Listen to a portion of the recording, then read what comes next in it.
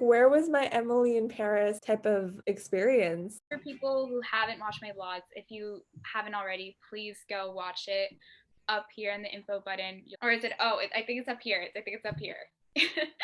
Or in the links down below, yes. Hi guys, welcome back to my channel. I decided that I wanted to interview my friends who not only studied abroad with me in Paris, but others just so that we can get a variety of responses and like different experience. So I guess let's just get started. Cheers. Cheers, guys. Here's to Paris.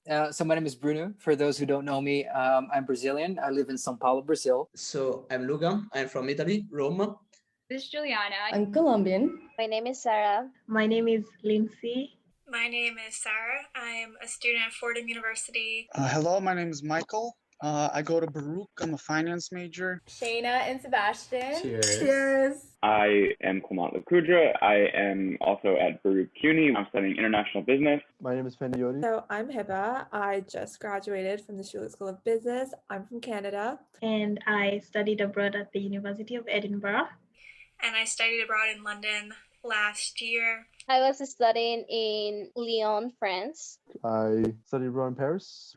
I went to Paris. I studied in Paris. And I studied at Paris Dauphine. I always wanted to study abroad. One of my goals was to have that exposure to the French culture. So I was like, maybe if I go to a smaller city, I'm gonna be more exposed to the French culture. I think it was somewhere that I thought I'd be comfortable in just because I didn't have to learn a new language.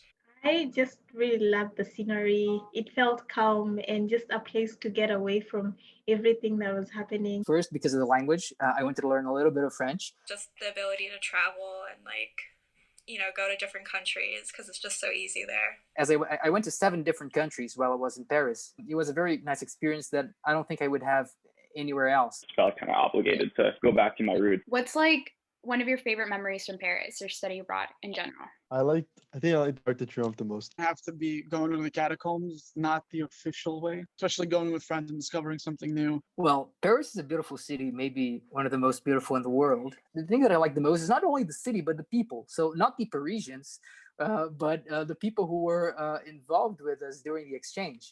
It felt like kindergarten all over again when you just meet people and you don't even care what they look like, who they're where they're from. You're just let's be friends and let's see where this goes and see what adventure we go on. We used to go to the rooftop of Jourdain, so we had a super beautiful view of the whole city. Those moments were the best for me. My favorite part of Scotland was just the scenery itself. It's incredibly beautiful. And my favorite place that I visited is called Camera Obscura in the World of Illusions. It uses optical illusions. I would say my favorite spot was this pub across the street. It was called Betsy Trotwood, and we would go there really often after class. It was just a lot of fun. Those are memories that will be with us for the rest of our lives, I feel. How do you feel living there alone in a foreign country when it's not your native language? Even though it isn't as evident, as wildly, not crazy things happen, but as a woman, you have to always be aware of who you talk to and where you, the way you behave. And it's actually exhausting to being always tough. We shouldn't be that way. Girls, speak about it, because sometimes I have the feeling that if you actually don't live it, you don't have the same sense of what it feels like and what it means. And it's so upsetting. And especially in Paris, I was kind of aware because of what my friends told me, but at the same time, I was more in the sense of preventing. So it's more about if you go abroad as a girl and you want to travel by yourself and you want to go out and you want to enjoy and you want to party and you want to do this and you want to do that, find ways to do it. What really surprised me was the aspect of living by myself and having to be 100% responsible for myself. So it was really my first adult experience. The fact that I lived alone in my apartment. That and the view. Wake up every morning, you open the window, you're like, I'm in Paris, bitch. I was with a host family. They were, of course, French. Mm-hmm. And actually, the house wasn't located in the city center of Lyon. It was a little bit on the suburb side. How was living in the host family, with a host family? Because I lived in an apartment alone, and we definitely had different struggles. I also had to commute like 45 minutes because I lived on the south side of Paris. So I wanted to see what your experience was like. Well, I think it was like a really great experience. I really like it.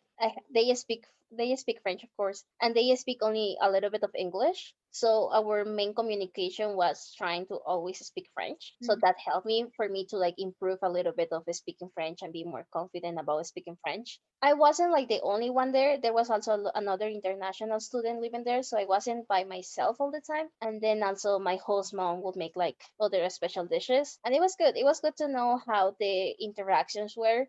And for me, kind of the same thing as Michael, I guess. The first experience ever I had that I ever had where I got the opportunity to live completely independently. But when the virus hit, especially, it was kind of like a big growing up moment where I had to kind of decide for myself what I was going to do, and in a time of trouble, like see how I'd react. And it was like a true test to, I guess, like my character, if I can really phrase it that way. I definitely felt the same way. It was definitely a difficult process, and I actually felt like a real adult, like making all my decisions by myself. When was the moment that you realized that the virus was an actual thing? Like it was real, like it wasn't something to take lightly anymore? Probably like mid-March, where basically everybody thought the same thing. Thursday, March. Closing his borders. March 12th. Well, it was a really crazy week. It was a really crazy month. And I do remember that last, like when school shut down and everyone's like on the group chat for Paris Dauphine, half the people are like, guys, like don't go out, whatever. And then the other half are like, who's ready to get smashed tonight for the last time? Yeah. It was so fast. I remember we were out partying. Like I remember Panayori saying like, I'm leaving. And I was like, what? What is going on? Oh, we were Remember convinced. when we thought Baruch was gonna get us a private We plane? were convinced. We were convinced. We were like, no, Baruch's gonna get us a private plane. I thought so. That would have been so fun. I remember when people just started going away. We weren't really sure what was going on because it was everything so fast. At that moment, there was so much we didn't know. Where it was kind of like, yeah, the one routine that we had was school, but once we got out of it, nobody knew what to do, and it was like a whole discovery process every time. Like this is reality. And there was one day when I went to the market to buy something. Just one night, I'm at a friend's dorm, and they're watching TV and stuff, and Macron is like shutting down the country. You told me you need to leave now. I said, I'm leaving right now. People were desperate, and I noticed that everyone was panicking. Like no flights after tomorrow, 12 p.m.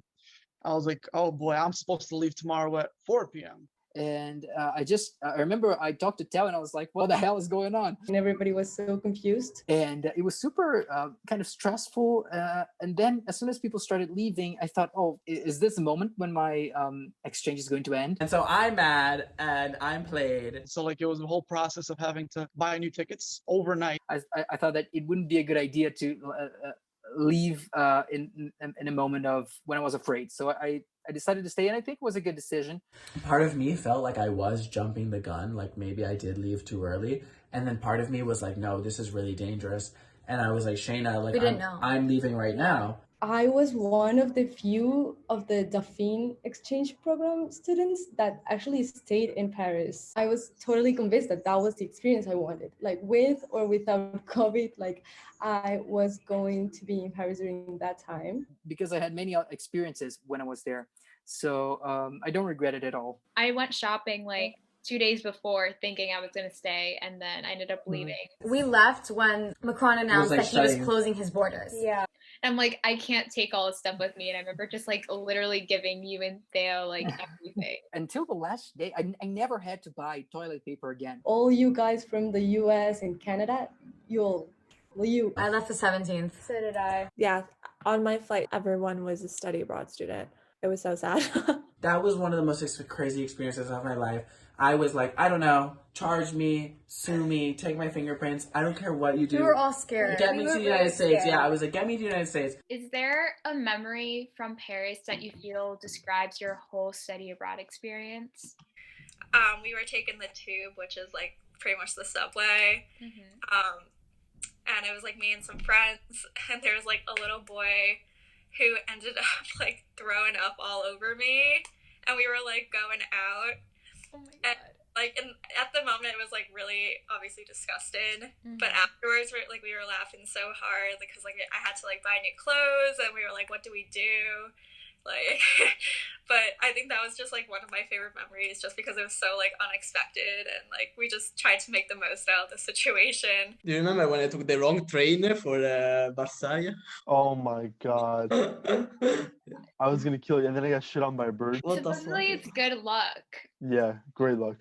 Then Corona happened. Do you feel like you've changed coming back?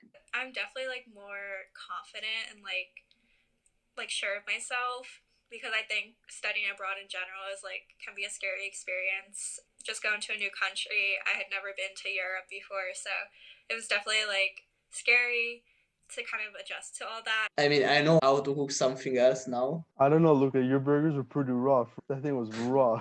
The hardest part would have to be cooking. Keeping track of food and not starving was like a big issue. I gotta eat better. Yeah, I think I made myself sick, honestly, that one time that everyone was sick. And like at the same time, you want to save money. You don't want to spend too much on food. We would like never make dinner at home. We'd always eat out. Same shit every day, yeah. We were lucky because we were like in a cheap place, the 14 arrondissement. I think we're just lazy. I learned how to cook in France, and I swear to you, it was so bad. I really tried though. Describe your study abroad experience in 3 words. It was great.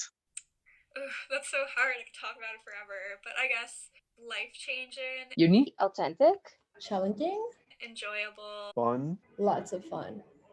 Fun, fun, fun. It was literally the funnest time of my entire college experience. Active. Tiring. Freedom. Connection. You find connection with yourself and with your friends. And memorable. International. It's sad because I had to leave. Can't steal my words. You have to find other words. I would say Surprising. surprising, eventful, and funny. Funny, yeah. You can't steal my words.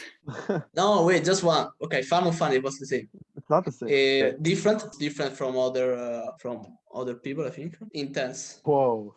Intense. Interesting. Lesson of endorphin or lesson of life? It's definitely more like I was learning more about myself. So I learned not to take things so seriously anymore. I'm very like introverted, I guess, and I learned that I need to be really honest from the beginning because you don't know these people. And Yeah. I remember my first week I went out and I made up this like really dumb lie about, oh, I'm taking medications, that's why I don't drink, because I don't know any of these people. Like, I don't know my situation, and I'm not like a drinker at all, so I didn't know who to trust. And once Of course, yeah. That's a big thing. No, yeah, you don't know who to trust. That's good though. And once I like finally made like my group in my residence, I was like, okay.